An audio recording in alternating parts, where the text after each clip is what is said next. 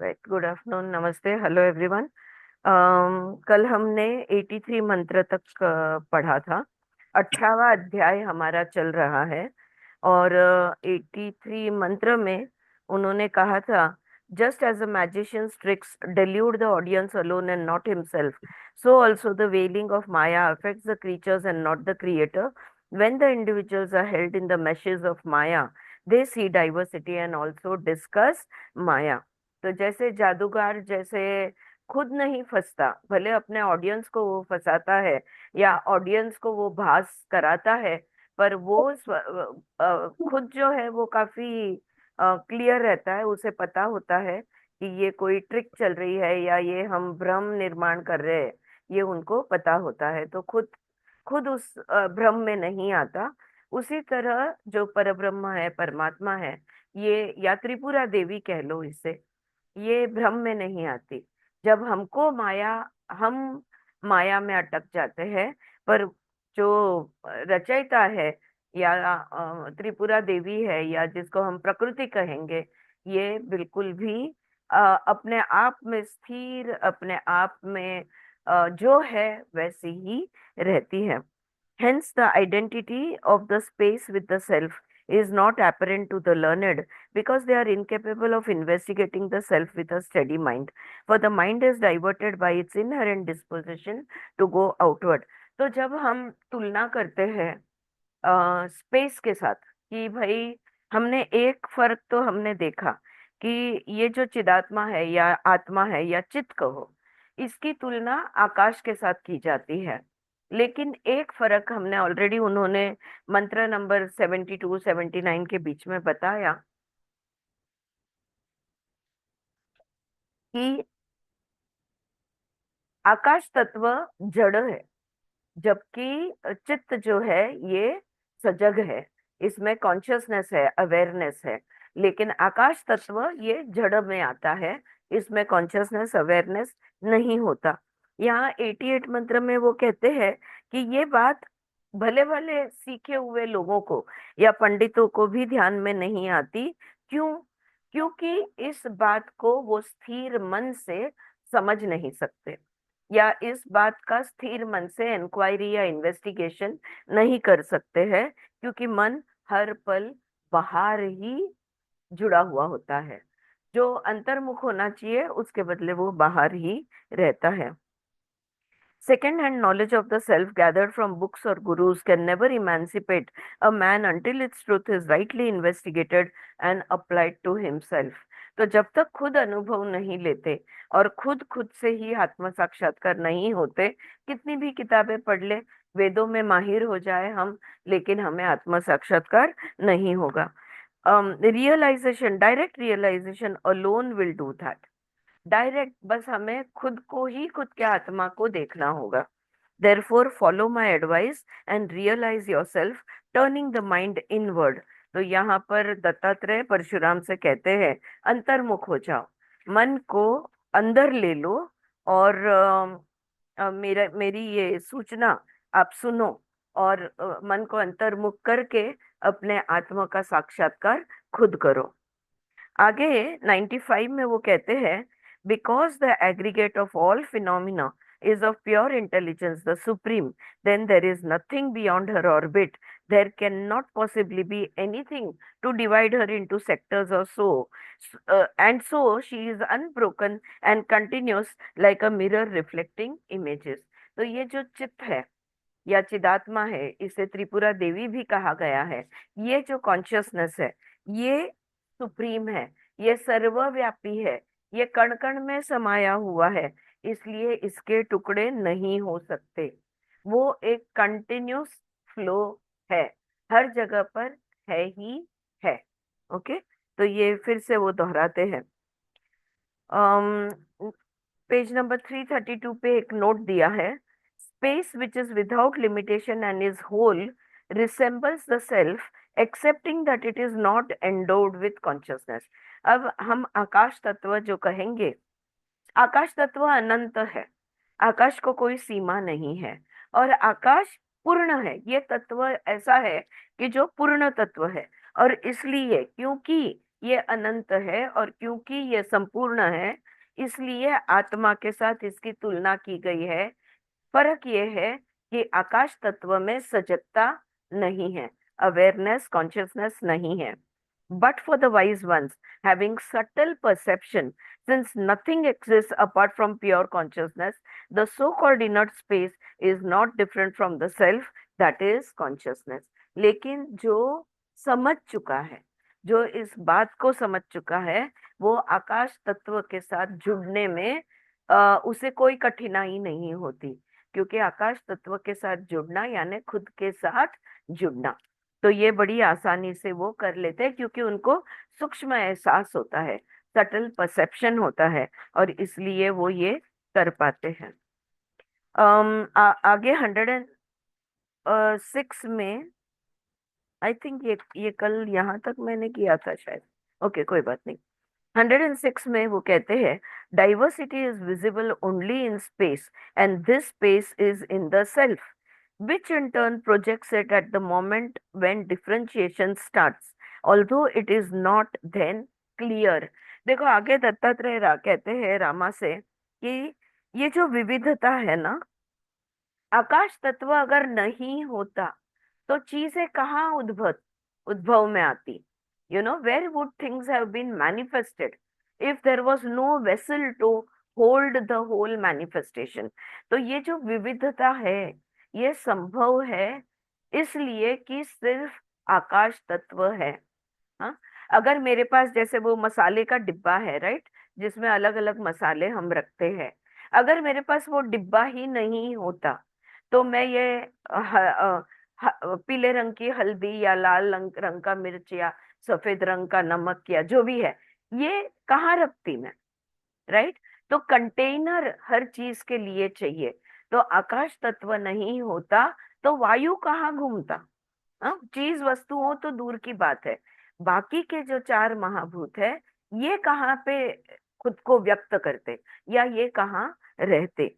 तो यहाँ वो कह रहे हैं कि ये जो विविधता है ये दृश्य है, ये दिख रहा है, हर एक चीज हमें दिख रही है, अग्नि हमें दिखता है, पानी बहते हुए दिखता है, जमीन दिखती है, ये सब संभव है आकाश तत्व के वजह से। और ये आकाश तत्व यानी आत्म तत्व है। तो जब द्वैत शुरू हो जाता है ना, तब ये दिखना शुरू होता है। तो ये द्वैत जो है ये तब उसमें दिखना शुरू हो जाता है। लुक विद इन, अगर अगर आत्मभाव नहीं होता, अगर कॉन्शियसनेस अवेयरनेस नहीं होता, तो कोई भी चीज क्रिएट करने में भी पुरुष प्रकृति के लिए कोई मतलब नहीं होता। कौन देखेगा, राइट। तो देखने वाला इंडिविजुअल आत्मा भी तो चाहिए, जीवात्मा तो भी तो चाहिए। जीवात्मा है जो बाकी सब जड़ चीजों को देख पा रहे हैं।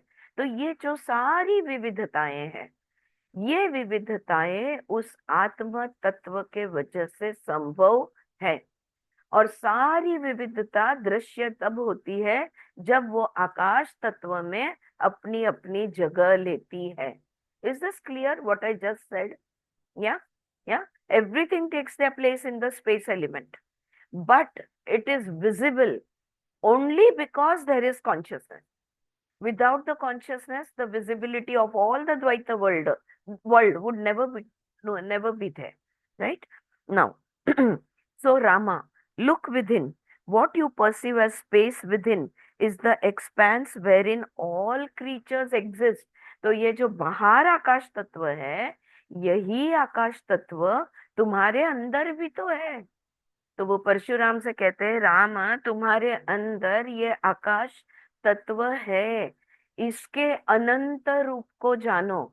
और जैसे बाहर के आकाश में सब कुछ समाया हुआ है, उसी तरह से तुम्हारे अंदर के आकाश में सब कुछ समाया हुआ है। And its form self-sufficient, forms their self or consciousness, what they look upon as space in yourself.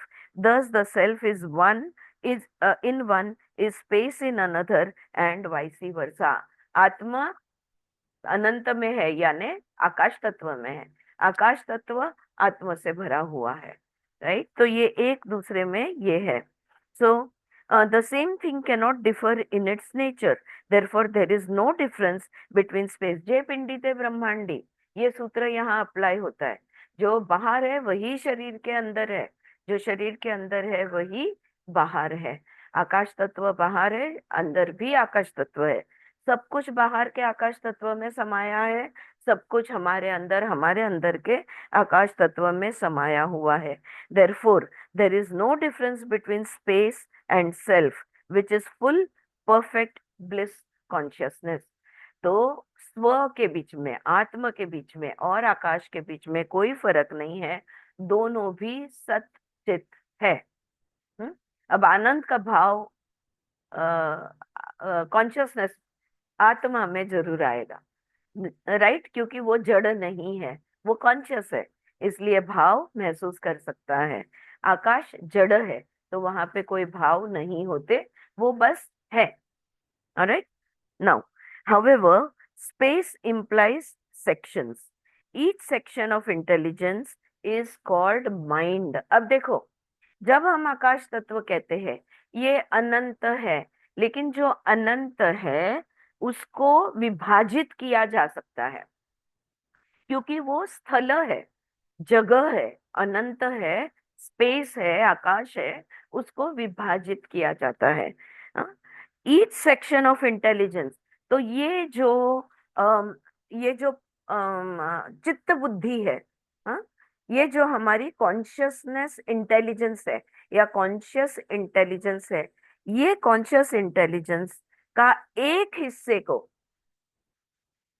अनंत आत्म बुद्धि के एक हिस्से को मन कहते हैं।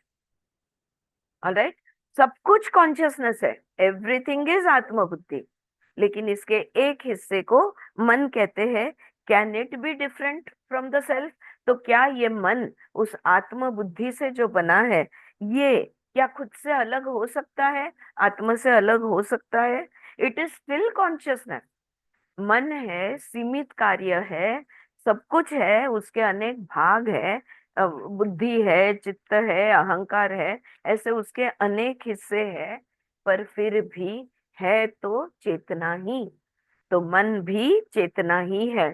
Pure intelligence contaminated with inanimate experiences is called jiva, or the individual whose faculty for discrimination is consistent with its self-imposed limitations and is called the mind. Okay?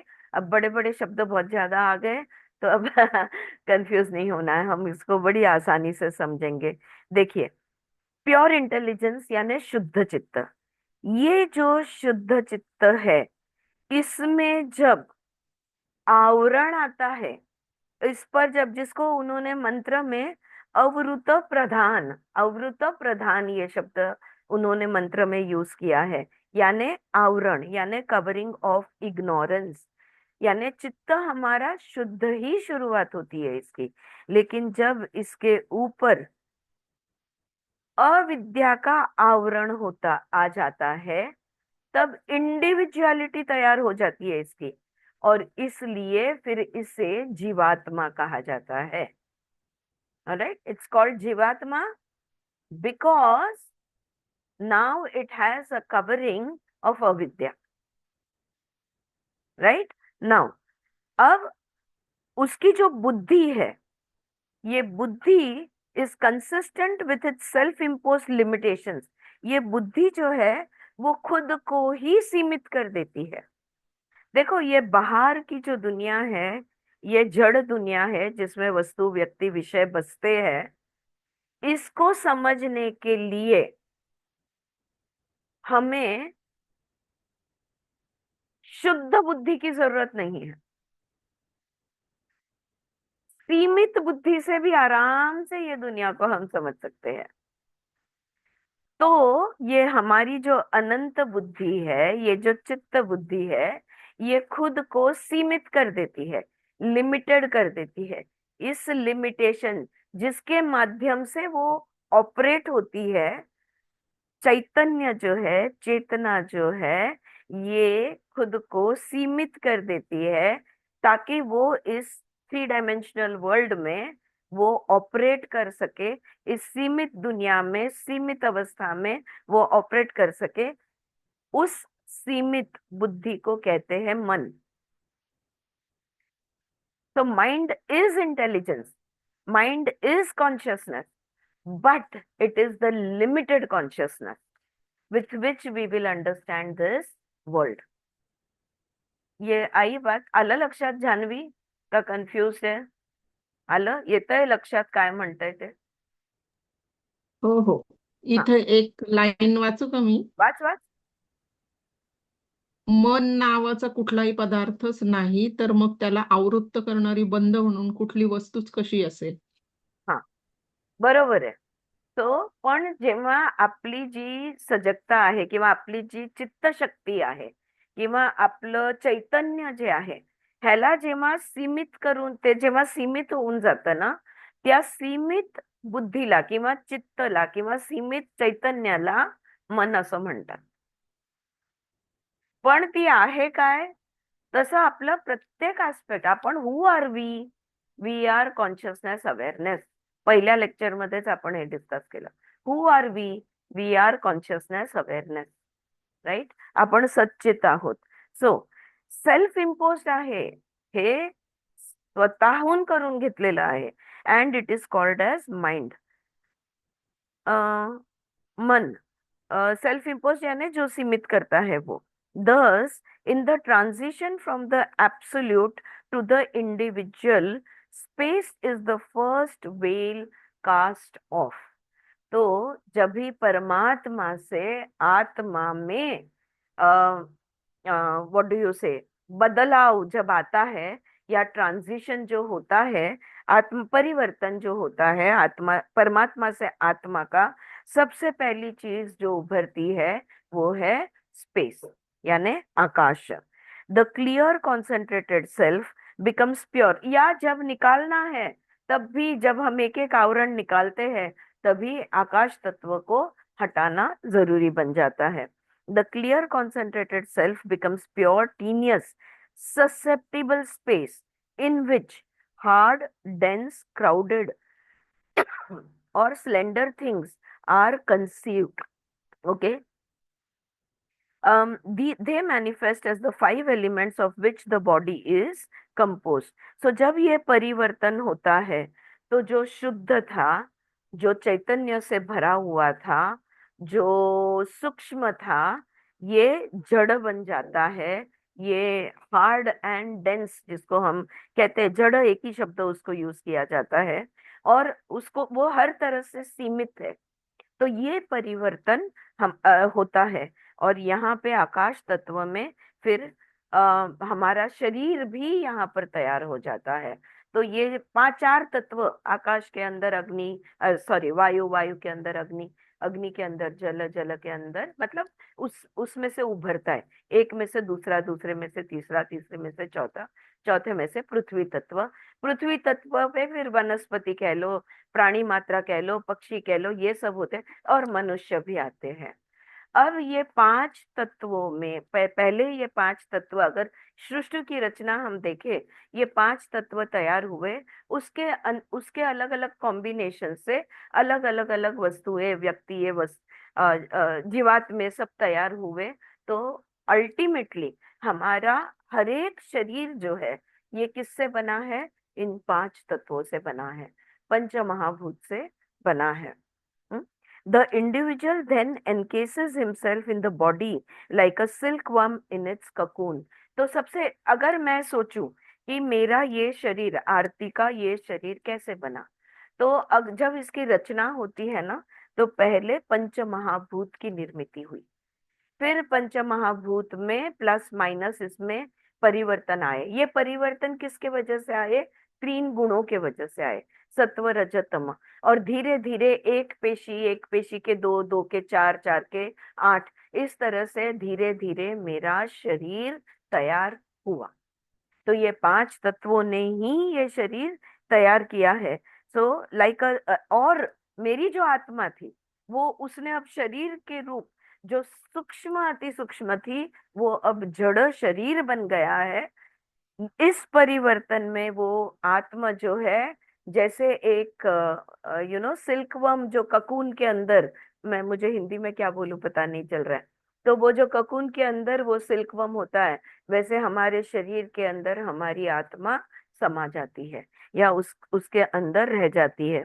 Thus the absolute shines as awareness in the body, और वो आत्मा हमारे शरीर के अंदर, बिल्कुल अंदर, हृदय गुहा में ये आत्मा है। इसलिए हम कह सकते हैं ये शरीर मेरा है, या हम कह सकते हैं मेरे मन को ऐसा लगता है।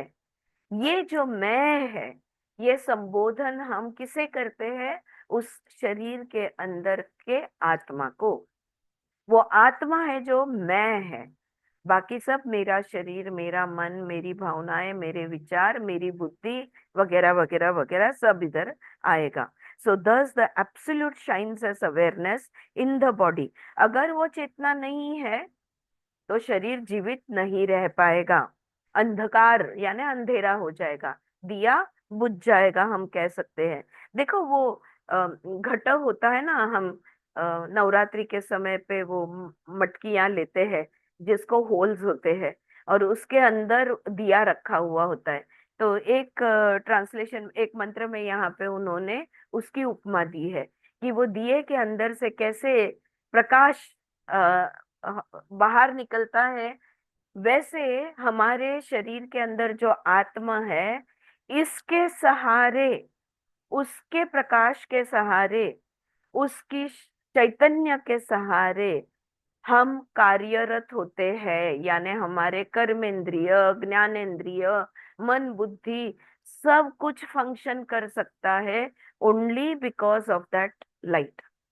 वो अगर स्विच हमारा नहीं है तो हम फंक्शन नहीं कर पाएंगे। हम्म? तो वो आत्मा जो है वही सोर्स ऑफ इंटेलिजेंस है, वही सोर्स है, वही चैतन्य है जिससे प्रेरित होकर हम इस दुनिया में कार्यरत रहते हैं। The individual consciousness is thus found to be to be only the radiance of the self reflected in the body, which it illumines like an enclosed lamp illuminating the interior of its cover. Just as the light of the lamp spreads out throughout holes made in the cover, so also the light of intelligence extends from within through the senses to the external world. अगर मेरे आत्मा का दिया नहीं होता, उसका प्रकाश नहीं होता, उस चैतन्य तेज चेतना नहीं होती, मेरी आंखें है पर देख नहीं सकती, कान है पर सुन नहीं सकते, शरीर है पर चल नहीं, बोल नहीं सकता, या कुछ कर नहीं सकता। तो यही चेतना है, यही चैतन्य है। This is the inspiring energy from because of which I can function in every which way. ज्ञान की ज्योत, आत्मा का प्रकाश, हाँ इसको ज्ञान की ज्योत भी हम कह सकते हैं, या आत्मा का प्रकाश भी कह सकते हैं। Now, consciousness being absolute and all pervading like space cannot go out through the senses, but still its light extending as space presents certain phenomena, and this cognition amounts to lifting the veil of darkness to that extent. This is said to be the function of the mind. Note यहाँ पे ज्यादा explanatory है। The rays of light are impenetrable in ether, but when they impinge on matter, the objects become visible by the reflection of the light rays on their surface. अब ये आकाश तत्व में बाकी सारी चीज, वस्तुएं हैं, सब कुछ है, ठीक है। अंदर की जो चेतना चैतन्य है, आत्मा का प्रकाश, या ये जो आत्मा का जो तेज है, इसके वजह से हमारे अंदर से इस आकाश तत्व में प्रेरणा होती है, और हम लाइट जो है, उसका प्रकाश जो है वो बाहर झलकता है, आंखों के माध्यम से, कानों के माध्यम से, और इसलिए हम सब कुछ देख, जान, अनुभव कर पाते हैं। अगर ये नहीं होता तो हम इसे नहीं कर सकते।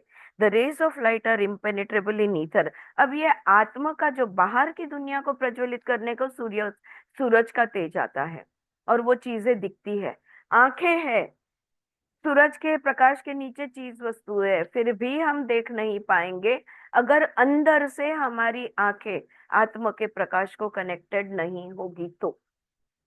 मेरी तो भी यही समझ में आ रहा है, right? So see if it makes sense for you. So without that light, we will not be able to experience the things which are existing in the space, right? So yeah, I'll just read the note. The rays of light are impenetrable in ether, but when they impinge on matter, the objects become visible by the reflection of the light rays on their surface. Similarly, consciousness appears to disclose the presence of objects in space by unveiling them from the ignorance surrounding them. तो जैसे मैंने कहा, सूर्य के प्रकाश में, सूर्य के तेज के वजह से हर चीजें दृश्य तो बन गई, लेकिन मेरी आंखें कब उसे देख पाएगी? जब मेरे अंदर के प्रकाश के सहारे से मैं उन चीजों को पहचानूं। अगर मेरे अंदर का तेज नहीं है तो मेरी आंखें फंक्शन नहीं कर पाएगी और मुझे सामने पड़ी हुई चीज मुझे दिख नहीं पाएगी। और मैं पहचानूंगी, पहचानना, देखना भी और पहचानना भी। पहचानने के लिए भी तो ये आत्म तेज की जरूरत है, वरना हमें ज्ञान नहीं होगा। Therefore, I tell you that mind is no other than consciousness. हर एक चीज में से ये आत्मा शक्ति, ये चैतन्य शक्ति झलकती है। तो कोई भी चीज आत्मा से अलग कैसे हो सकती है? पर यहाँ पे सिर्फ मन की बात की जा रही है, क्योंकि परशुराम ने पूछते वक्त मन के बारे में पूछा था सवाल, अगर आपको याद हो। तो वो इसलिए उसे मन मन का यहाँ पे वो बता रहे हैं कि I tell you that mind is no other than consciousness. मन भी आत्मा शक्ति ही है। The difference lies in the fact that the mind is restless and the self is always peaceful. फिर आत्मा शक्ति ही है मन, फिर भी आत्मा और मन के में फर्क है। क्या फर्क है? आत्मा स्थिर और शांत है, मन चंचल है। अगर ये मन स्थिर और शांत हो जाता है तो वो आत्मा बन जाता है। यही सवाल पूछा था ना कि मन को आत्मा कैसे कह सकते हैं, मुझे तो ये दोनों अलग दिखते हैं। ऐसा ही पूछा था ना भार्गव ने, परशुराम ने, कि मुझे तो अभी भी द्वैत दिख रहा है, ये आत्मा अलग, ये मन अलग। मन कितना एक्टिव है, आत्मा तो सिर्फ दृष्टा है। तो आप कैसे कह रहे हो कि एक ही है? तो इस तरह से उन्होंने समझाया, आत्म शक्ति से भरा हुआ है। सीमित आत्म शक्ति को मनस कहते हैं। फर्क किधर है? क्यों ये द्वैत अलग अलग हमें नजर आते हैं या समझ में आते हैं? क्योंकि एक जो है वो स्थिर है और दूसरा जो है वो चंचल है। तो मन चंचल है और आत्मा शांत है। Realisation of the self subdues the restless mind. तो जब साक्षात्कार की तरफ हम जाते हैं तो ये जो मन की अस्थिरता है, इसको हम रोक देते हैं, which is the dynamic aspect of consciousness. और मन अगर स्थिर हो गया तो वो आत्मा शक्ति के साथ जुड़ गया, या मर्जिंग, जैसे it becomes one, right? On this being subdued, there glimpses out the peace-filled, perfect, intelligent bliss, which is synonymous with emancipation. और तब किस चीज का आनंद होता है, किस चीज का अनुभव होता है? सत, चित और आनंद, स्थिर और सुख। यस। साक्षात्कार की ओर ये साक्षात्कार की ओर जाते, उधर से जरा रिपीट कीजिए। हाँ, तो मैंने क्या कहा? आत्मा विचार है हाँ, एक मिनट। और दृष्टा है। Realisation of the self subdues. जब साक्षात्कार की ओर जाते हैं, मन की चंचलता को हम रोक देते हैं, और मन जब शांत हो जाता है तो शांत चित्त को, शांत मन को आत्मा से ही एक रूप हम समझेंगे। क्योंकि जैसे आत्मा, आत्मा का एक हिस्सा मन है।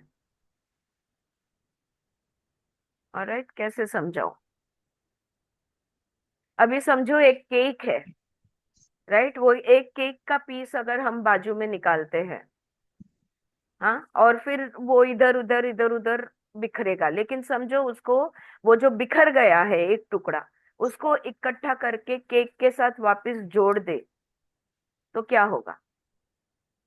नहीं जुड़ेगा। केक पूरा हो जाएगा, राइट? वही है, केक ही है, अलग कुछ है नहीं। तो आत्मा ही है, ऐसा वो यहाँ पे दत्तात्रेय समझा रहे हैं कि साक्षात्कार यानी का क्या?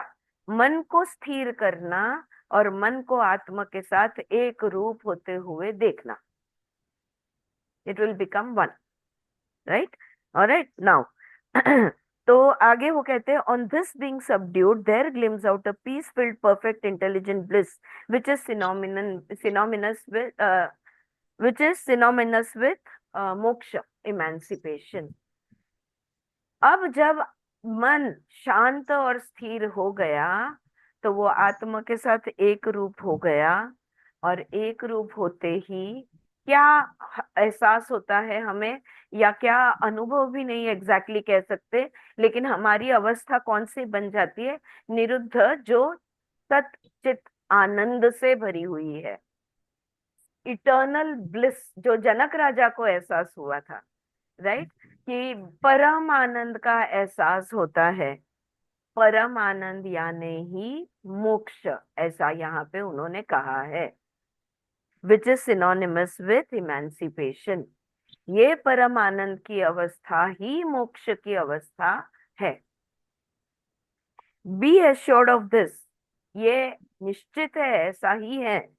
Do not think that an interlude of blankness or veil of nescience will supervene after the cessation of thought. और एक बार चित्त वृत्त निरोध हो गया, एक बार मन के विचार हट गए, शुद्ध मन हो गया, तो बिल्कुल फिक्र नहीं करना, अब कोई अंधकार नहीं होगा, अब कोई अविद्या का नया पर्दा नहीं गिर सकता, ऐसे वो यहाँ आश्वासन देते हैं।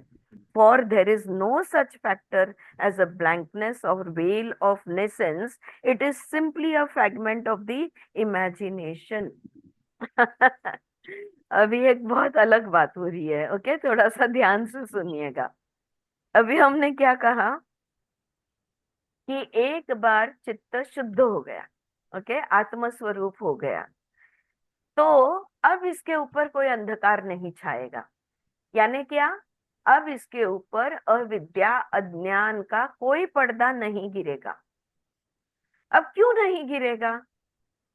हाँ, क्यों नहीं? एक एक बार हमें एनलाइटनमेंट हो गया, सच्चित आनंद की अवस्था हमने प्राप्त कर ली, तो अज्ञान अविद्या का पर्दा अब कभी नहीं गिरेगा। और पता है यहाँ पे वो कारण क्या दे रहे हैं? वो कह रहे हैं क्योंकि अविद्या जो है, अज्ञान जो है, ऐसी नामक चीज कोई होती ही नहीं। यस सुचित्रा? नाही, ओके। अविद्या नाही, त्यांनी बोट धरून आणलं आपल्याला आणि तिथे सोडून दिलं. अगदी, असं झालं. ये जो अविद्या है, ये जो अज्ञान है, ये एक हमारी कल्पना है, इमेजिनेशन है, ये सत्य नहीं है, ये ऐसी कोई चीज होती नहीं है।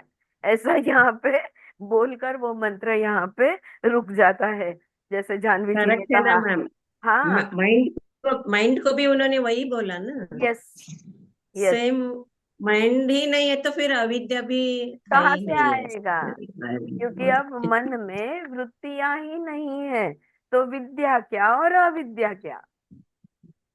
तेच सांगते ना, असं बोट पकडून सगळीकडनं गोल गोल फिरवून असं आणलं आणि आणून सोडून दिलं इथे. असं झालं ते. बिल्कुल बिल्कुल, एग्जैक्टली। लेकिन हमको खुश होना चाहिए, इतने दिन हम लोग ये अविद्या है, अविद्या में है, अविद्या में समझते थे, अविद्या है ही नहीं तो फिर हम रिलैक्स हो गए ना। You feel so liberated. हाँ, हमारे माया में से एक बड़ी माया जो थी वो हट गई। Right, right. सो तो वो यहाँ पे आगे वो कहते हैं, if in a day dream a man imagine himself taken, harassed and beaten by the enemy, he will suffer from the effects until and unless he dismisses the daydream. हाँ, तुम अगर समझो कोई चोर है, कुछ चोरी करने के बाद वो सोचता है यार मैं पकड़ा जाएगा, फिर लोग मुझे पीटेंगे, फिर मुझे बहुत मार लगेगी, फिर मेरा ये होगा वो होगा, ये उस वो जो मार खाना है या वो जो भी कुछ उसके साथ हो रहा है वो कब तक चलेगा? जब तक वो ये नहीं कहेगा कि, जब तक वो सोच रहा है तभी तक। हाँ, फिर वो बोलेगा नहीं रे, ऐसा कुछ नहीं होने वाला, तो वहां पे बात खत्म हो जाती है। यानी दिन में सपना देखना हम कहते हैं ना, तो ख्यालों में ये सब कुछ हुआ है, एक्चुअल में नहीं। सो unless he dismisses the daydream, will he continue to be bound by the enemy after the dream is dismissed with the enemy and his blows? So it is with the veil of nescience. तो देखो, उसने सोचना बंद कर दिया, फिर भी क्या वो पीटे जा रहा है क्या? वो फिर भी उसे मारा जा रहा है क्या? नहीं। जिस जिस कारण उसने वो सोचना बंद कर दिया, उसकी मार खत्म हो गई। हाँ, मैं पकड़ा जाऊंगा तो मुझे मारेंगे पीटेंगे, ये जो भी दिमाग में चल रहा था वो सोचना बंद कर दिया, तो मारपीट भी बंद हो गई, राइट? उसी तरह से, ओके। सो उसके बाद वो उसका ध्यान कहीं और चला गया, उसके बाद तो मार कोई लग नहीं रही ना, मार कोई मार तो नहीं रहा है ना। उसी तरह से so it is with the veil of nescience, यही बात अविद्या की है। छोड़ दो ये भ्रम, अज्ञान is also the thought of the mind. तो ये अविद्या, अज्ञान जो है, ये भी मन का एक भ्रम है, मन की एक भावना है, मन का एक विचार है। जब मन ही में विचार ही नहीं रहे तो वहां पे कहाँ कुछ रहेगा, राइट? तो अब when there are no thoughts, what is going to, मतलब there is nothing, there is no mind, there are no thoughts, right? Oh Rama, even from the very beginning there has really been no bondage or tie to the cycle of birth and death. अब वो कहते हैं दत्तात्रेय परशुराम, जन्म मरण का कोई बंधन नामक चीज है ही नहीं, शुरुआत से ही कोई बंधन है ही नहीं। Only do not be deluded by identifying yourself with the insentient matter, but inquire what is this bondage, investigate करो। वो कहते हैं कि जन्म मरण के बारे की बात कब आती है? जब हम जड़ स्थूल चीजों के साथ अपनी बराबरी करते हैं। अगर हमारे शरीर को मैं हूं ये ऐसा समझेंगे तो कभी ना कभी ये शरीर खत्म होने वाला है। लेकिन जब आत्मा का साक्षात्कार होता है तब पता चल जाता है, अरे शरीर तो ये जड़ दुनिया का एक हिस्सा है, मैं तो आत्मा हूँ, मैं सच्चिदानंद हूँ, मैं स्वरूप में परब्रह्म का रूप हूँ, मेरी कोई शुरुआत नहीं और मेरा कोई अंत नहीं। ये ध्यान आ जाने के बाद कैसी अविद्या, कैसा बंधन, मैं तभी ये भी पता चलता है कि मैं कभी बंधन में था ही नहीं। तो क्यों मुझे बंधन का एहसास होता था? इसलिए बंधन का एहसास होता था क्योंकि शरीर को खुद समझते थे, आई एम द बॉडी समझते थे। जी सुचित्रा, बताइए। सेम पॉइंट ह्याच्यामध्ये ना, अष्टवक्र गीतामध्ये ना, हो, बॉन्डेजेस नाहीये तर मोक्ष, लिबरेशन कशाला? Exactly, when there is no same bondage, point. Same point in Ashtavakra Gita, right? तो यही वो है कि जब बंधन ही नहीं है तो कैसी मुक्ति? हाँ, ये और आगे आएगा। तो पर अभी के लिए, या you are saying something shanti? Alright, Atmashatak शंकराचार्याचे तेच आत्मशतक. आत्मशतक, बिल्कुल बिल्कुल बिल्कुल। सो तो इसलिए दत्तात्रेय परशुरामा से कहते हैं इन्वेस्टिगेट, इंक्वायर, खुद ढूंढो, खुद जानो, खुद पता करो मैं हूं कौन, ये खुद पता करो। तो अब जब जन्म मरण के बंधन में है ऐसा हम कहते हैं या ऐसा हमें लगता है, तो सबसे पहली चीज हमने किस चीज की इंक्वायरी करनी होगी या किस चीज को जानना होगा? हमें जानना होगा बंधन है क्या, व्हाट इज बॉन्डेज। तो यहाँ पे वो कहते हैं रामा पहले ये पता करो कि ये बंधन है क्या। आगे देखो। ये 123 था। 124 में the strongest Fetter is the certainty that one is bound. सबसे बड़ा भ्रम हमारे जीवन का, हम माया में है, हम माया में अस्तित्व बिता रहे हैं हमारा, इस माया का सबसे बड़ी माया या सबसे बड़ा भ्रम यही है कि हम बंधन में हैं। असलियत ये है कि हम सदा मुक्त है। अगर हम खुद को शरीर समझते हैं तो बंधनीय समझेंगे, क्योंकि शरीर सीमित है, या आउटलाइन है बॉडी की, इसके अंदर समाया है वो, तो बंधन का एहसास होगा। लेकिन जब आत्मा को जानेंगे, ये सबसे बड़ा भ्रम है, तो आत्मा को जानेंगे तो ये भ्रम टूट जाएगा कि भाई हम बंधन में है। सो द स्ट्रॉन्गेस्ट फेटर, सबसे कसी हुई डोरी कहते हैं ना, is the certainty that one is bound. हम मानने को ही तैयार नहीं है कि हम मुक्त है, क्योंकि किसी भी एंगल से हमें मुक्त का एहसास नहीं होता। We are always feeling bounded. We are always feeling bound by body, by this world, by the mind, by our intellect. All the time we are feeling in बंधन।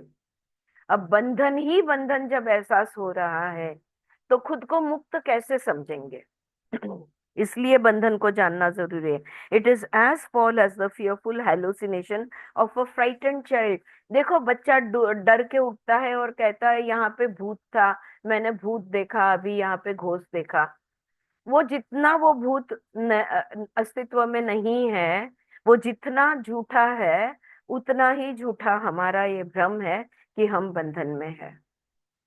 लेकिन वो भ्रम इतना स्ट्रांग है कि ये मैं खुद से 10 बार बोली, अभी मैंने 3-4 बार बोला, आप इसको बार बार खुद को बोलोगे फिर भी इसका भ्रम टूटना बहुत ही, वो रिचर्ड बाग के पत्थर के रूम की तरह तोड़ना नामुमकिन बन जाता है almost. Alright, even the best of men cannot find release by any amount of efforts unless their sense of bondage is destroyed। कितने भी प्रयत्न कर लो, योग कर लो, प्राणायाम कर लो, आप ध्यान धारणा कर लो, समाधि में बैठ जाओ, बंधन से मुक्ति का एहसास नहीं होता है।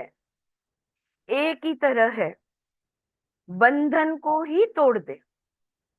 अगर ये बंधन जो है जिसका एहसास ऑल द टाइम होते रहता है, इस बंधन को अगर हम खत्म कर दे तो फिर हमें मुक्त महसूस हो सकता है।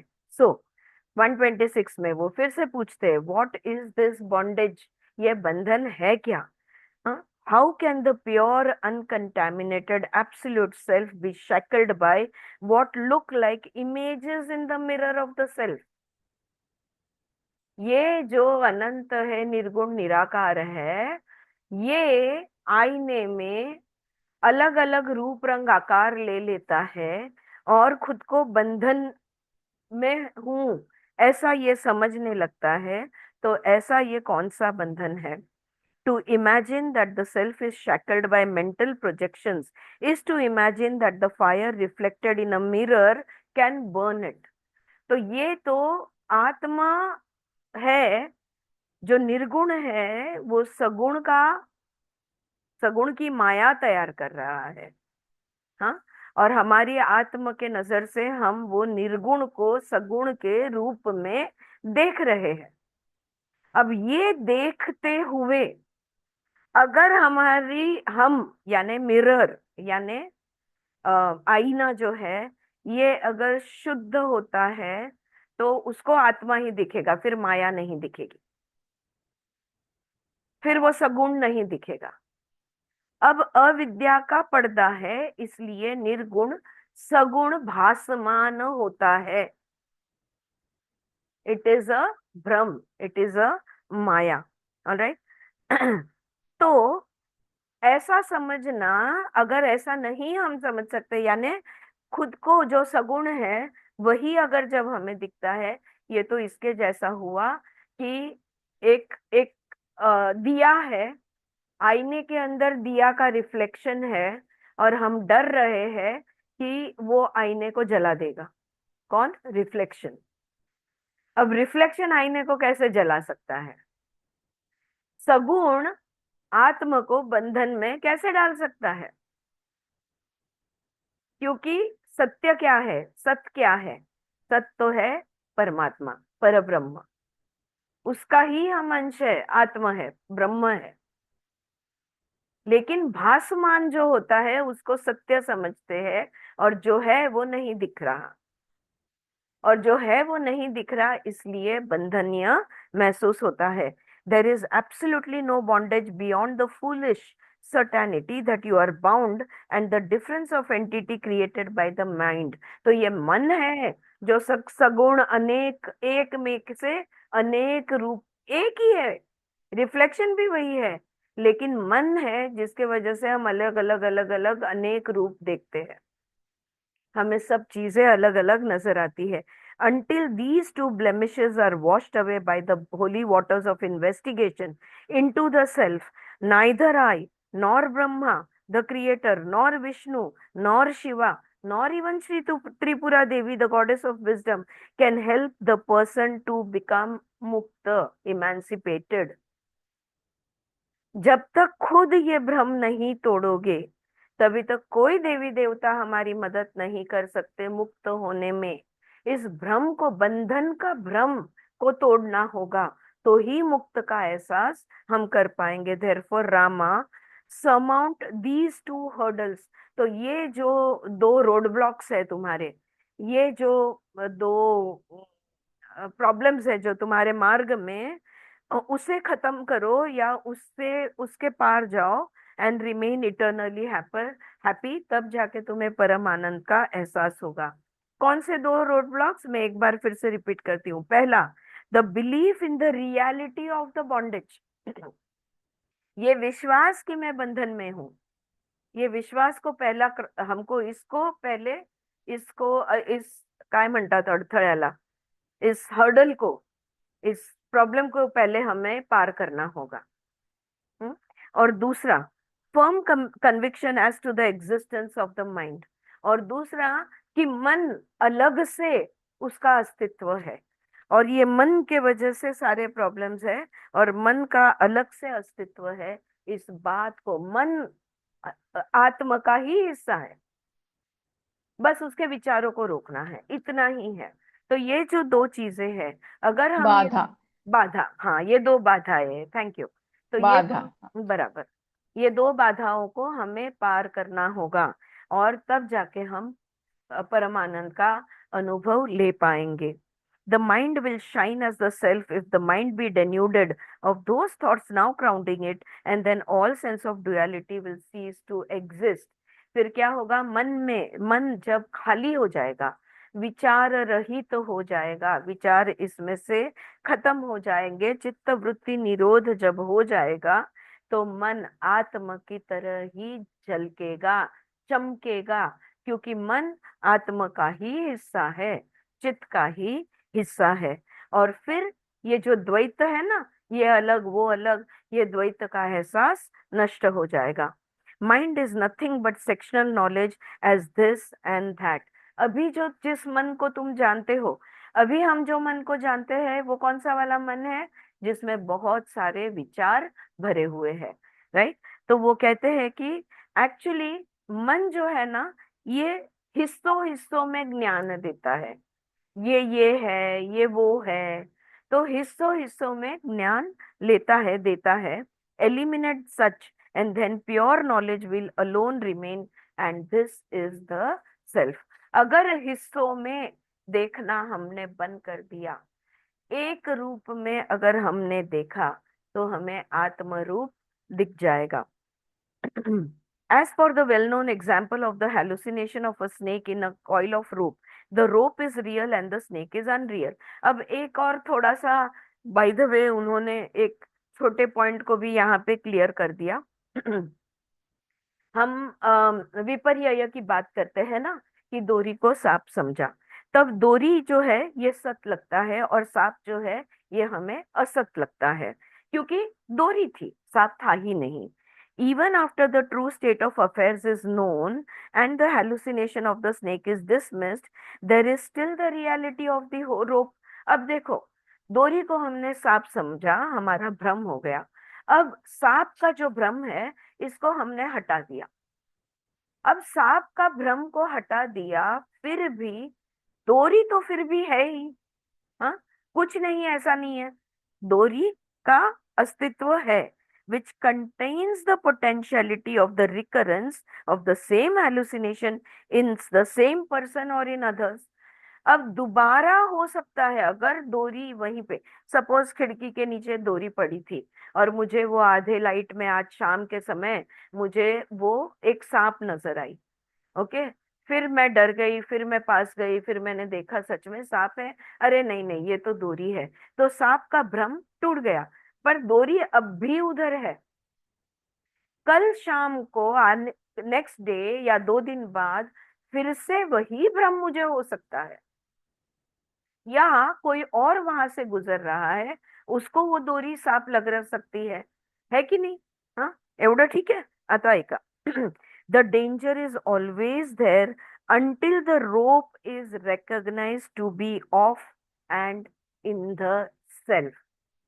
डोरी का अस्तित्व जब तक है, अलग से अस्तित्व जब तक है, एज एन ऑब्जेक्ट, तभी तक माया के घेरे में हम हैं।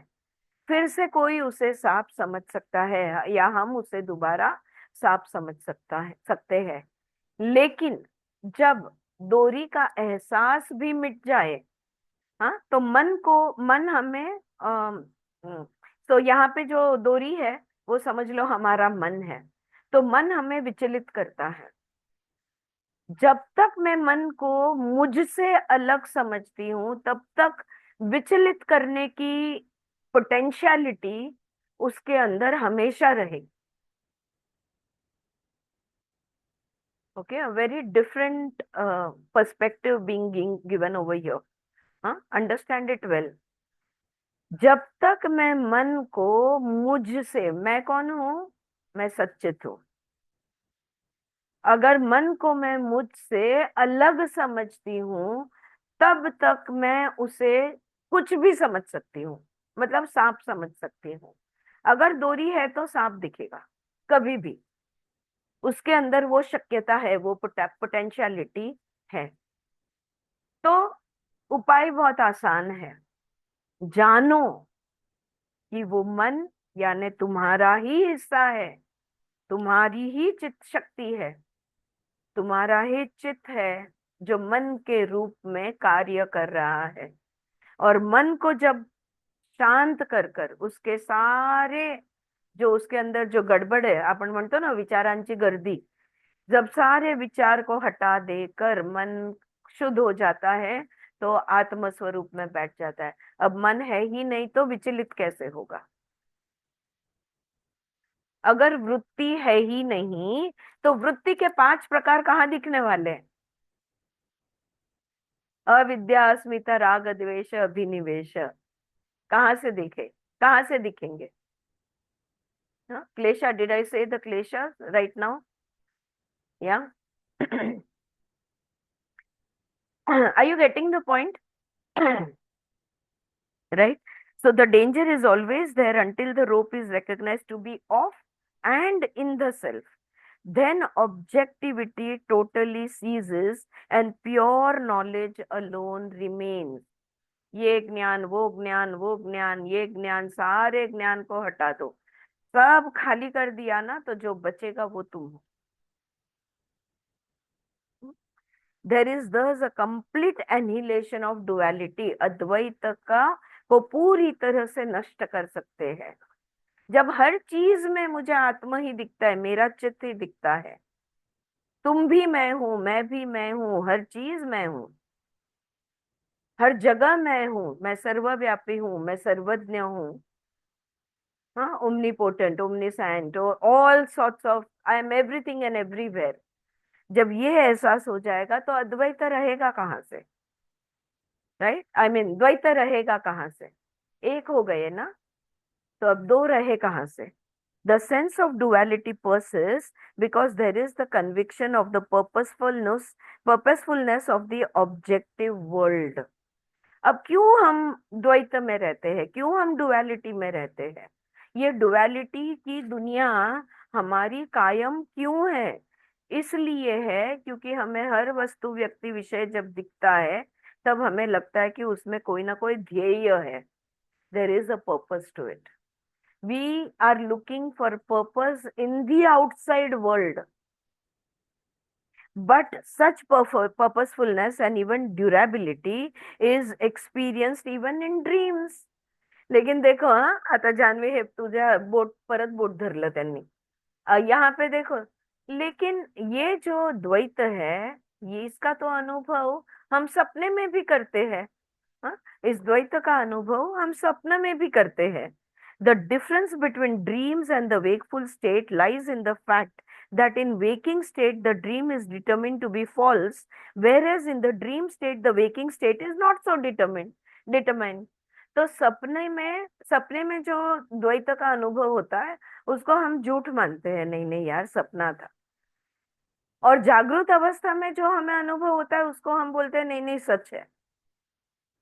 हाँ, क्यों ऐसा हम करते हैं? हम सपने भी राजा जनक की तरह सपने में भी हम कहते हैं नहीं नहीं सपना की दुनिया सही है और जागृत दुनिया झूठी है.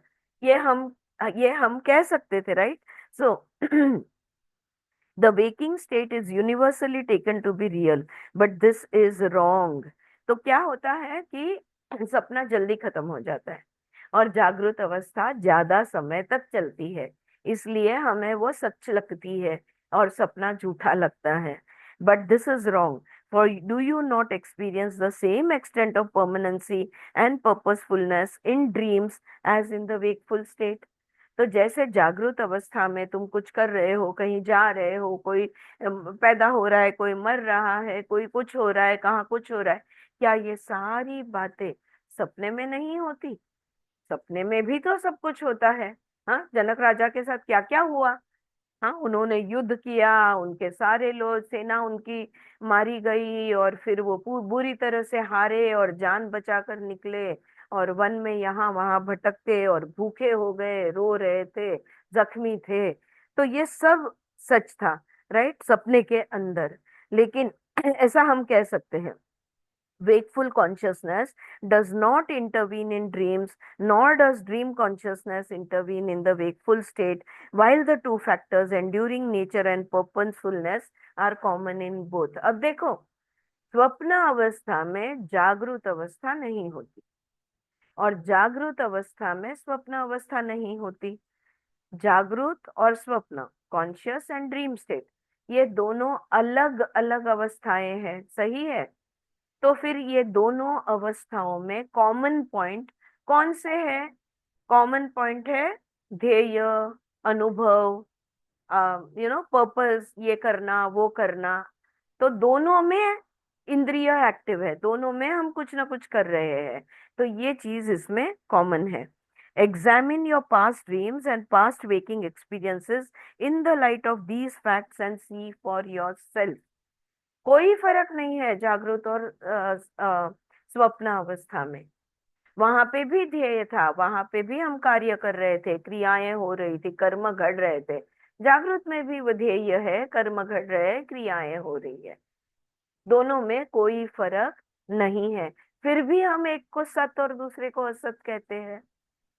खुद सोचो, अपने सपने के बारे में सोचो, अपने जागृत के बारे में सोचो, खुद तय करो कौन सा सच्चा कौन सा झूठा, या जैसे मैं कह रहा हूं दोनों झूठे.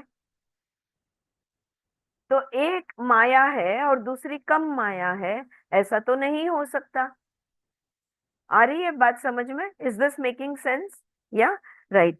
सो again, examine your past dreams and past waking experiences in the light of these facts and see for yourself. Again, note the appearance of reality in magical phenomena and the seemingly purposeful actions of the magical creations. Does reality rest on the slender basis of such appearance? जो क्षणिक है, जो बदलता है, क्या वो सत हो सकता है? सोचो, चाहे स्वप्न में हो चाहे जागृत में हो। The confusion is due to want of discrimination between the real and the unreal among ignorant folk. तो अविद्या के वजह से सत्य क्या और असत क्या ये नहीं जान सकते, और इसलिए ये सारा कंफ्यूजन है। Ignorantly Indeed do they say that the wakeful universe is real.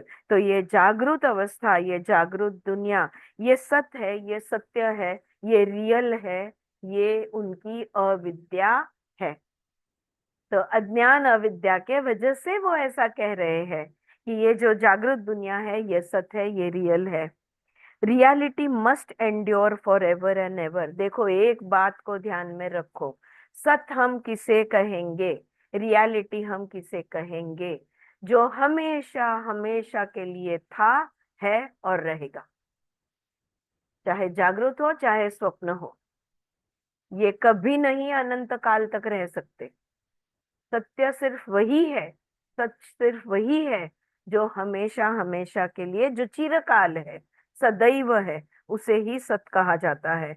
But can you conceive the absence of consciousness anywhere और एट एनी टाइम? देखो आप कभी कभी भी किसी भी क्षण या किसी भी जगह पर ये कह सकते हो की मैं वहां जाती हूँ ना, म्हणजे मी तिकडे गेली की बधीर होते, असं म्हणू शकता का तुम्ही?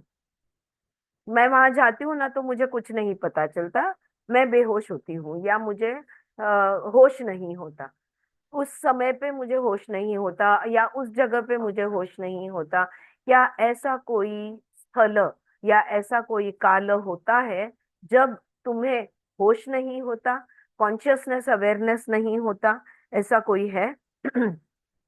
If you say that there is no awareness of your sleep, और हाँ हाँ अब तुम कहोगे जब मैं निद्रा में होता हूँ तब मुझे होश नहीं होता, अगर तुम ऐसा कहोगे, tell me how you know that period, और again how you know that you were not aware? तो मैं तुम्हें ये सवाल पूछूंगा, तुम्हें कैसे पता चला कि तुम होश में नहीं थे? अगर तुम कहोगे कि मैं जब निद्रा में था तब मैं होश में नहीं था, तो अब मैं तुम्हें ये पूछता हूँ, तुम्हें कैसे पता चला कि तुम होश में नहीं थे? If absolutely unaware, you would not now be able to say I was not unaware, I was not aware. तुम्हें कैसे पता चला? अगर तुम पूरी तरह से बेहोश होते, अगर तुम्हारी चित्त जगह नहीं होता, अगर कॉन्शियसनेस नहीं होता, अगर थोड़ा भी अवेयरनेस नहीं होता, तुम कैसे कह पाते कि हाँ मुझे पता नहीं चला, या मैं सजग नहीं था, या I was not in awareness? How was this unawareness illumined for you? ये अनअवेयरनेस का, बेहोशी का ज्ञान कहाँ से आया? मैं बेहोश था, मैं अनअवेयर था, ये ज्ञान कहाँ से आया कि मैं अनअवेयर था? बेहोशी के ज्ञान के लिए भी आत्मा के तेज की, प्रकाश की जरूरत होती है। तो पता होना और न होना दोनों में आत्मशक्ति चित शक्ति है। ये बात यहाँ पे बताई जा रही है। How can this unawareness be illumined for you? Therefore, you cannot escape the conclusion that there must be consciousness even to know its unawareness. ये जानने के लिए, अरे मैं कुछ देर के लिए ना खो गया, अरे मैं कुछ देर के लिए ना मुझे कुछ समझा ही नहीं, अरे मैं कुछ देर के लिए बेहोश हो गया था, ये जानने के लिए भी सजगता चाहिए। ये जानने के लिए भी चित्त तेज चाहिए, या चैतन्य चाहिए, या चेतना चाहिए। बिना चेतना के नहीं हो सकता। Therefore you cannot escape the conclusion that that must be consciousness even to know its unawareness also. So there is no moment when consciousness is not. तो इसलिए ऐसा कोई क्षण नहीं होता जब होश नहीं होता, या पता नहीं होता, या चैतन्य चेतना नहीं होती। ऐसा कोई स्थल, कोई क्षण और कोई स्थल, कोई जगह नहीं है जब चेतना नहीं होती। I shall now tell you briefly the difference between reality and unreality. इस चैप्टर का ये आखिर का पॉइंट अभी आगे आ रहा है, छोटा सा है, शॉर्ट एंड स्वीट है, लेकिन ये पॉइंट को भी समझना जरूर है। तो यहाँ पे दत्तात्रेय कहते हैं, अब मैं तुम्हें सत और असत के बीच में का फर्क समझाता हूँ। Guys, you remember we read about Sat and Asat, real and unreal in Insights into Bhagavad Gita by Vimla Thakar, right? And where she says that the real is eternal, but the real is truth, hmm? And eternal. But the unreal is also truth, but it is relative truth. So this was one definition that we are aware of. हाँ, हम ये जानते हैं कि एक परम सत्य है और दूसरा रिलेटिव ट्रुथ है, यानी इन संदर्भ के साथ का सत्य है। अब देखते हैं यहाँ दत्तात्रेय जी क्या कहते हैं कि सत और असत में क्या फर्क है। The existence of reality is self-evident and does not require other aids to reveal it. देखो, सत तो है, इसके लिए कोई साधन, सत को जानने के लिए कोई साधन की जरूरत नहीं है। मैं जानती हूं मैं हूं, ये जानने के लिए मुझे मेरे मन का आधार लेने की जरूरत नहीं है।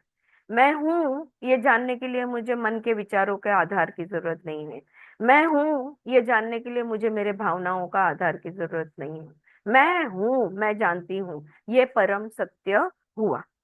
अनरियलिटी इज द कॉन्ट्ररी, तो इसका जो ऑपोजिट होगा वो असत होगा। हाँ, तो जानने को यहाँ पे वो कह रहे हैं, बिना आधार के ज्ञान को जानने को वो कह रहे हैं सत। तो इसका विरुद्ध जो है वो बनेगा असत। If read from page 341, I will just read it from the other book. हाँ, तो वो कहते हैं, on the non appearance of consciousness there cannot be anything, even that awareness there is nothing cannot exist. ये point हो गया हमारा। Therefore the real ask of a logician who may say consciousness does not sign, I don't will say I do not exist. Okay, ये जाने दो, इस बात को पता नहीं क्या। ऑल राइट, हाँ चालू है ना, लाइट गेली अचानक। तो वो कहते हैं कि अनरियलिटी, असत, इज द कॉन्ट्ररी या डिफरेंट वन या विरुद्ध जिसको हम कहेंगे। If you say, however, that a thing is real until and unless its existence is contradicted, consider the example of a coil of rope being mistaken for a snake. The fancied snake would, according to you, be real in the interval antecedent to correct knowledge, but that is absurd. तो यहाँ पे वो एक कहते हैं कि जो दिखता है वो सत्य है। हाँ, अगर आप कहोगे कि जो दिखता है वो सत्य है और जो भास है वो असत्य है, तो अगर तुम्हें डोरी की जगह पे सांप दिखा था, वो पूछ रहे हैं डोरी, लेकिन जब तक वो सांप तुम्हें दिखा और उस समय से लेकर अरे ये सांप नहीं है, ये तो एक डोरी है, वो पता चलने तक तो तुमको सांप ही सत्य लग रहा था। ये एक पॉइंट यहाँ पे वो कह रहे हैं। दूसरा, furthermore, if contradiction means non-existence, the mental image of the thing contradicted must be admitted, and that means the thing verbally denied is mentally admitted. अब आप बोलोगे कि नहीं, मुझे सांप को अगर मीन्स नॉन एग्जिस्ट है, हाँ नहीं, लेकिन सांप वहां पे था ही नहीं, लेकिन तुम्हारे दिमाग में तो तुमने सांप देखा ना। यानी तुम कह रहे हो कि दिमाग में सांप देखा लेकिन बाहर मैंने डोरी देखी। अब ऐसा तो हो नहीं सकता, जो दिमाग में हम देखते हैं वही हम बाहर देखते हैं। You will have to listen to this talk again, but I will continue. Therefore, contradiction leads one nowhere and does not determine the unreality of a thing, nor does the appearance of a thing determine its reality. Appearance and contradiction are both intermediate. तो कोई चीज होने से सत्य है और अगर नहीं दिखती है तो वो असत्य है। हम किसी भी तरह से आर्ग्यूमेंट करेंगे तो भी ये सब कंक्लूसिव नहीं हो सकता या ये सही नहीं हो सकता। किसी भी चीज के व्यक्त होने से या अव्यक्त रहने से सत्य स्थापित नहीं होता। चारू जी, ये वाक्य, एक वाक्य काफी है आपको नोट करने के लिए। किसी भी चीज के व्यक्त होने से या अव्यक्त रहने से सत्य स्थापित नहीं होता। Truth cannot be determined by the appearance or non-appearance of something, right? So, according to me, there is nothing beyond the range of consciousness. Even the consciousness that is nothing cannot exist. Therefore, he who denies consciousness must be nothing but a dry logician. He may as well deny himself and say, I am not. तो जो कहता है कि नहीं नहीं चित्त जैसी कोई चीज होती नहीं या कॉन्शियसनेस जैसी कोई चित्त होती नहीं, वो असल में ये कह रहा है कि मैं नहीं हूं, खुद के ही अस्तित्व को वो नाकार रहा है। Then who speaks and what does he say? If he who denies himself out of incompetence and stupidity can teach others and remove their ignorance by the force of his logic, then this rock before me could equally do the same. Anyway, यहाँ पे वो निंदा कर रहे हैं ऐसे लोगों की। Therefore, the appearance of a thing and its utility do not determine the reality of a thing or otherwise. हाँ, जो मैंने अभी समझाया वही। हाँ, दिखाओ तो मानो वरना गलत, ऐसा नहीं हो सकता। अब वो कह रहे हैं all knowledge is secondary and unreliable. जो भी ज्ञान तुम लेते हो, जो भी ज्ञान हम ले सकते हैं, हर ज्ञान दुय्यम है, सेकेंडरी है और अनरिलायबल है, अविश्वसनीय है। There is no doubt about it, इसमें कोई शंका नहीं है कि जो भी ज्ञान हम लेंगे या जो भी ज्ञान हमें प्राप्त होगा ये दुय्यम और अविश्वसनीय होगा। The greatest of all delusion is the conviction that knowledge is not a delusion.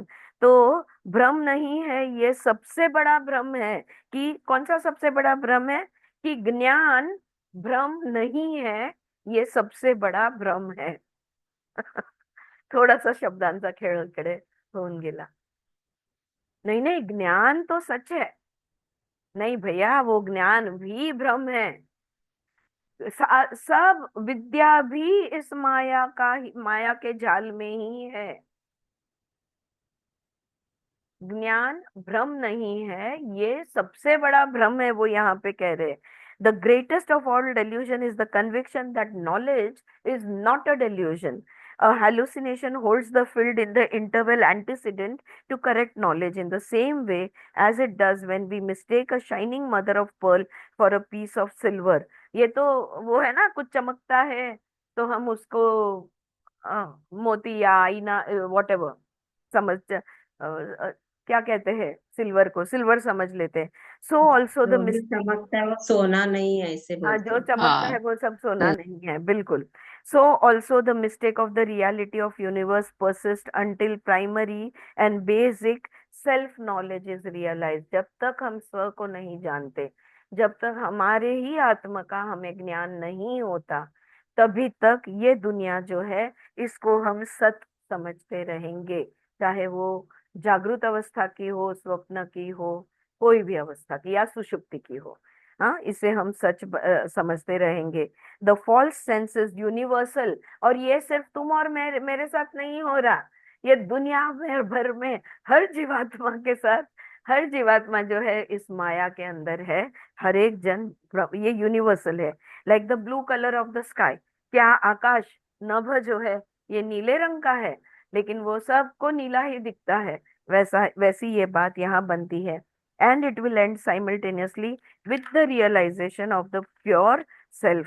और ये तब खत्म हो जाएगा जब खुद को जानेंगे। I have now answered your questions. Do not waver but make up your mind once. तुम्हारे सारे सवालों के मैंने जवाब दे दिए, अब डगमगाना नहीं, अब मन को स्थिर रखना। I shall enlighten you further on the point you raised with regard to the activities of the Giani's. Okay, एक लास्ट, अब फाइनल लास्ट पॉइंट यहाँ पे वो कहते हैं, ज्ञानी के बारे में तुमने मुझे जो पूछा था उसके बारे में मैं जरा बता देता हूँ। अब मैं ये पूरा पढ़ लेती हूँ और फिर हिंदी में समझाऊंगी। ज्ञानीज में बी क्लासिफाइड एज श्रेष्ठ, मध्यम या कनिष्ठ। Of these, the last know the self and yet are influenced by the pleasures and pains occurring to them according to their prarabdha। अब देखो, ज्ञानी तीन प्रकार के हैं, हमने पहले भी बात की थी, श्रेष्ठ, मध्यम और कनिष्ठ।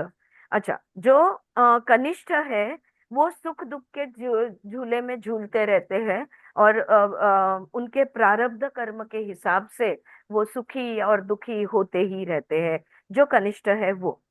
Jnanis of the higher order, even while reaping the fruits of their past karma, are however firmer in their internal happiness, like men inebriated with drink. अब जो मध्यम है वो प्रारब्ध से सुख दुख आता है, लेकिन वो फिर भी अंदर से खुद को शांत रखने की कोशिश करते हैं। Jnanis of the highest order are never detached from the enjoyment of their bliss. तो जो हम सब मध्यम में, लास्ट टाइम भी हमने कहा, हम सब मध्यम में आते हैं कि बाहर कितना भी तूफान आए या सुख दुख सब आते रहे, हम अंदर से शांत स्थिर आनंदित रहने की कोशिश करते हैं। लेकिन जो श्रेष्ठ ज्ञानी होते हैं, the jnanis of the highest order are never detached from the enjoyment of their bliss. ये परम आनंद से कभी छूटते नहीं, ये हर पल हर क्षण, ये जो श्रेष्ठ ज्ञानी है वो हर पल हर क्षण परम आनंद में रहते। Even with confronted with a million times more prarabdha, they are not surprised at the most unnatural and miraculous happenings. कितने भी प्रारब्ध उनके हो ना हो, जो भी प्रारब्ध से सामने आ रहा है कुछ भी आने दो, और जादुई कोई चीजें होने दो, स्वाभाविक होने दो या अस्वाभाविक होने दो, कुछ भी चीज से वो डगमगाते नहीं, वो हर पल हर क्षण परमानंद की अवस्था में रहते हैं। They are not elated by the greatest pleasure nor depressed by the worst miseries. They are always peaceful and calm within, although they appear to act like common folk. अगर देखोगे तो साधारण व्यक्तियों की तरह ही वो नजर आते हैं। These differences are due to the differences in their intellect. अब ये एक नया मुद्दा यहाँ पे खड़ा हुआ।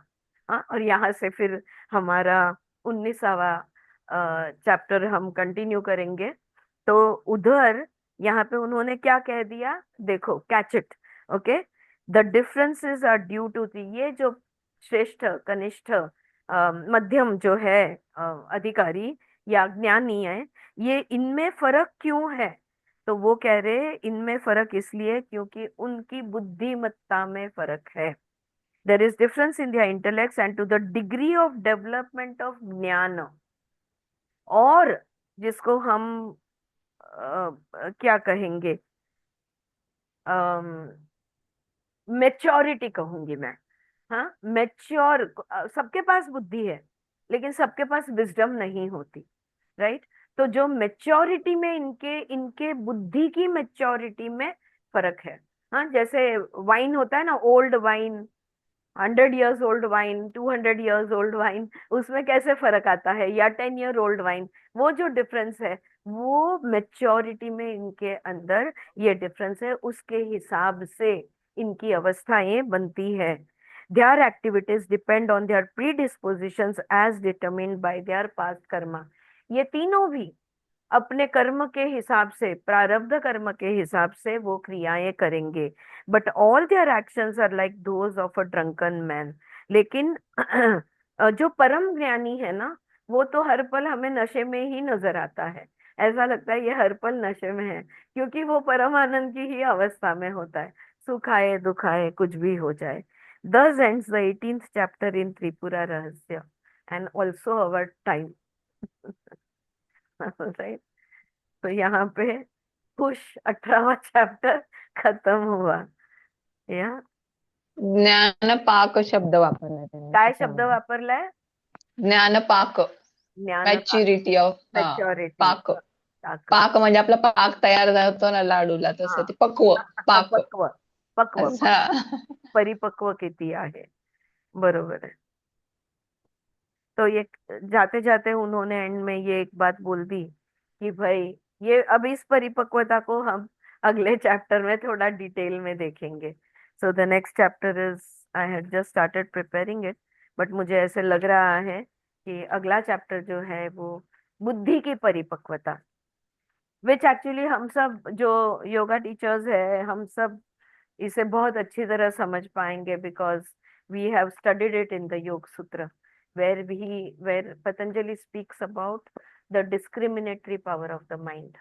More the maturity, more the discrimination. Discrimination जिसको हम कहते हैं ना, क्या बोलूं, कितना बोलूं, क्यों कब चलूं, कितना चलूं, क्या करूं, कितना करूं, राइट? इसकी जो सेंस होता है, इसको मेच्योरिटी कहते हैं। कल बुद्धि के बारे में पढ़ेंगे। या आज का ओके था, कल से कम टफ था? Right, all right. कुछ ऐड करना है? हाँ, मस्त, ओके, थँक यू। या जान्हवी, काय अजून वेगळा मुद्दा मांडायचा आहे? Yes Smita, all right. हा जान्हवी, अजून काय नवीन शब्द, काय मुद्दे, काय राहिलं? नाही, आज मी एवढं नाही लक्ष दिलं त्यात. त्या पुस्तकात बरोबर है।